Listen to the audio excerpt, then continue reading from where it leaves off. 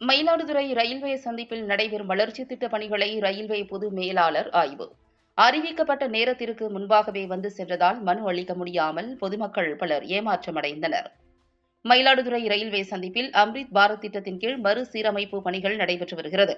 இந்நிலையில் ரயில் நிலைய நடைமேடை உள்ளிட்ட இடங்களில் நடைபெற்று வரும் பணிகளை ஆய்வு செய்த ரயில்வே பொது மேலாளர் ஆர்என் சிங், வளர்ச்சி திட்ட பணிகளை விரைந்து முடிப்பது குறித்து அதிகாரிகள் மற்றும் ஒப்பந்ததாரர்களுடன் ஆலோசனை நடத்தினார்.